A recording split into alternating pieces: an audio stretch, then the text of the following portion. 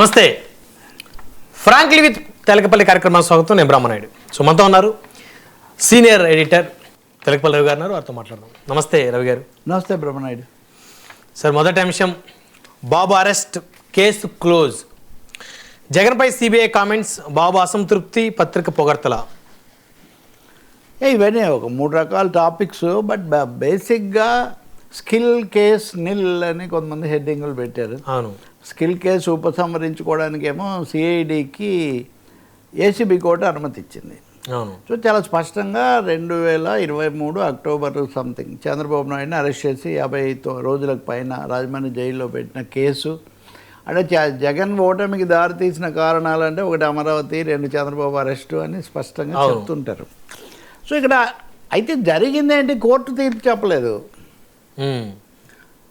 అలాగే హైకోర్టులో, సుప్రీంకోర్టులో ఉన్నవి ఏ దశలో ఉన్నాయి, అవి ఇంకా రకరకాల దశల్లో ఉన్నాయి. కింద ఇక్కడ పెట్టారు కాబట్టి దీని మీద వెళ్తే అవి కింద విచారణ ట్రయల్ కోర్టుకు వదిలేసాయి. ఇప్పుడు ఎవరైతే కేసు పెట్టారో, అంటే అప్పుడు జగన్ హయాంలో skill development board chairman director ఉన్న అజయ్ రెడ్డి సంబడి, ఆయన ఇచ్చిన కంప్లైంట్ మీద సిఐడి కేసు పెట్టి దీని మీద తీసిపోయారు. ఇప్పుడు సిఐడి వాళ్లకు ఆ స్కిల్ డెవలప్మెంట్ బోర్డు వాళ్ళ కేసు ఉపసంహరించుకుంటే, సిఐడి కూడా ఉపసంహరించుకుంటే మిస్టేక్ ఆఫ్ ఫ్యాక్ట్స్ అంటే వాస్తవాలను గ్రహించడంలో జరిగిన పొరపాటును మేము గుర్తించి కేసును ఉపసంహరించుకుంటున్నాము అన్నారు. సో కేసును ఉపసంహరించుకోవడానికి ఏసీబీ కోర్టు అనుమతించింది. జరిగింది ఇది.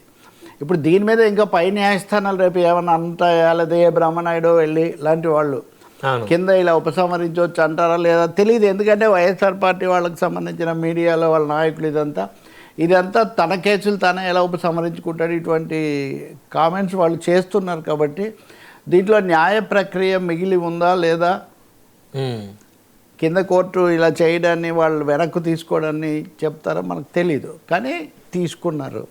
ఇప్పుడు 2 కోణాలు, 2 జరిగిపోయింది. అది అప్పుడు కక్ష సాధింపు కోసం పెట్టాడు. అరెస్ట్ చేయడము, జైల్లో పెట్టడం, అప్పటికప్పుడు నంద్యాల నుంచి తరలించడం అదంతా అవసరం. అదంతా తప్పకుండా ఎక్స్ట్రా, అందరూ దాన్ని శృతి మించింది. రెండవది, కేసు విచారణ చేయొచ్చు కానీ ఇంత వెంటపడి ఆ వయస్సు ఇది చూడకుండా ఇవన్నీ చేయటం ఎందుకు, ఏసీ పెట్టడానికి కూడా వీల్లేదు, ఇవన్నీ చెప్పడం ఎందుకు. దీంట్లో తప్పకుండా రాజకీయమైన కక్ష సాధింపు ఉందని, మా మీద కక్ష సాధించలేదా, జగన్మోహన్ రెడ్డి మీద సిబిఐ మీద లేఖలు రాసి మీరు కోర్టులో వేసి వాళ్ళు అన్నారు ఒకరినొకరు. ఇప్పుడు మళ్ళీ రెడ్ బుక్ కక్ష సాధింపు కాదా?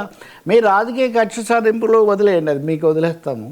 కానీ మనము మామూలుగా చూసినప్పుడు, స్వతంత్రంగా మనం పరిశీలించినప్పుడు కనిపించేది ఏంటంటే, ఎవరైతే ఫిర్యాదు చేశారో వాళ్ళు ఫిర్యాదు వెనక్కి తీసుకున్నారు. మీరు కేసు పెట్టారు, మీరు వెనక్కి తీసుకున్నాక పోలీసులు ఇంకే చేసేదే ఉండదు కదా. అవును. అయితే ఇక్కడ 2-3 విషయాలు తప్పకుండా చెప్పుకోవాలి. ఒకటి, చంద్రబాబు మీద పెట్టిన ఈ కేసు నిలబడదు అని పోలీసు అధికారులు జగన్ హయాంలోనే జగన్ కూడా చెప్పారు, ముఖ్యమంత్రిగా ఉండగా. ఒక మంత్రివర్గ సహచరుడు కూడా చెప్పాడు. ఈ కేసు అంతా మంత్రివర్గ శాఖకు సంబంధించింది అయినప్పటికీ ఆయన ఎప్పుడు ఈ కేసు మీద ఏది మాట్లాడలేదు. ఎవరేంటి తర్వాత మనం చూద్దాం, చర్చలు వచ్చిన దాన్ని బట్టి. అందువల్ల జగన్మోహన్ రెడ్డి కొంత మొండిగానే ఆ కేసుతో ప్రొసీడ్ అవ్వడానికి ప్రయత్నించారు. కాబట్టి అది బెడిసి కొట్టింది, అది రాజకీయంగా కూడా నష్టం చేసింది. This is number 1. అయితే ఇలా జరిగింది కాబట్టి అసలు అంతా గజం మిథ్య, పలాయన మిథ్య, ఏమీ లేదు, కేసే లేదు అందామా అంటే, సిమెన్స్ కంపెనీ మా భారతదేశంలో ఎండీగా ఉన్న సుమన్ బోస్ అనే అతనితో మాకు సంబంధం లేదని వాళ్ళు స్పష్టంగా ప్రకటించారు. ఒప్పందం కుదుర్చుకున్నప్పుడేమో ఈయన ఉన్నాడు. కాబట్టి సుమన్ బోస్ మిథ్య కాదు, సిమెన్స్లో జరిగిన పొరపాట్లు వాళ్ళకు మధ్యలో ఫిర్యాదులు మిథ్య కాదు. రెండోది, కేసు పెట్టిన తర్వాత directorate of enforcement attaches properties worth 23.54 crores of siemens in alleged skill development scam. ఇది అప్పటి వార్త. ఈడీ కూడా ఒక 23 కోట్లు తీసుకుంది.